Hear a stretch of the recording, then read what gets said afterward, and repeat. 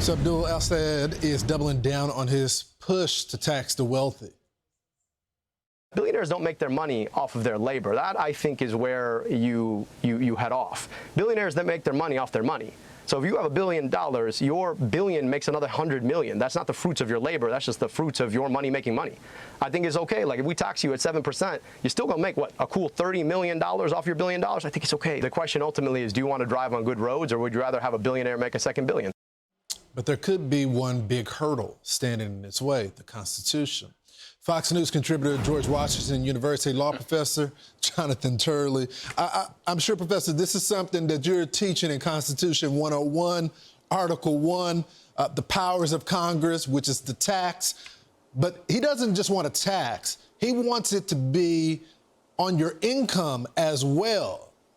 Does he have a point here, or is this unconstitutional? Well, he's conflating at points income and wealth taxes, and he's been talking about a wealth tax, and it's not a billionaire tax. He's been talking about starting with $100 million. The assumption is that once the Democrats can cross this constitutional Rubicon, they'll work down that tax bracket, because this is a totally unexplored continent of revenue. That is, if they can get the courts to allow them to do this, you're talking about taxing the wealth that people have, not just their income. And that is unconstitutional in my view, and in many views of others, under the 16th Amendment. So the 16th Amendment was passed in 1913 and allowed the government to gather income tax, but that's all. They only allowed income taxes.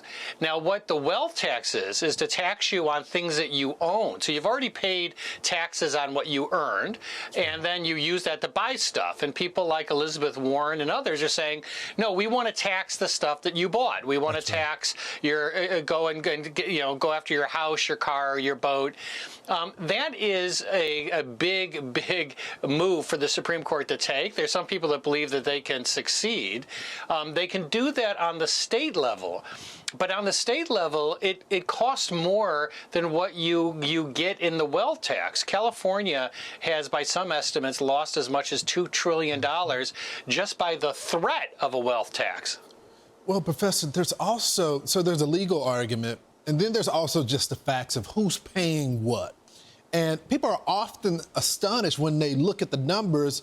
Who's paying the income taxes right now? When you look at the top 1% of earners today, they pay 40% of all the federal income tax. When you look at the top 10% of earners, they pay over 70% of all the federal income tax. But the bottom 50% earners only pay 3%.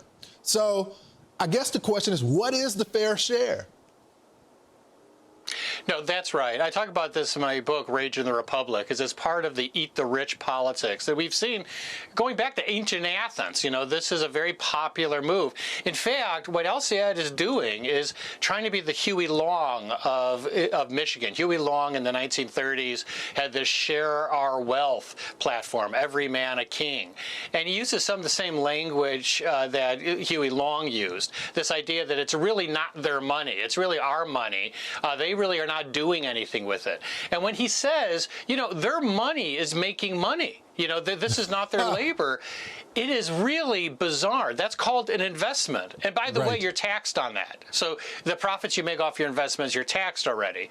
What he talks about as a wealth tax is very different. He's talking about the stuff you own. That's what people like Warren and Sanders want to go for. And I don't think they can get there unless they change the Supreme Court. It's going to be a fascinating ruling when it eventually goes to the Supreme Court, because they're going to try this. Thanks, Professor, for breaking it down. Thanks, Lawrence.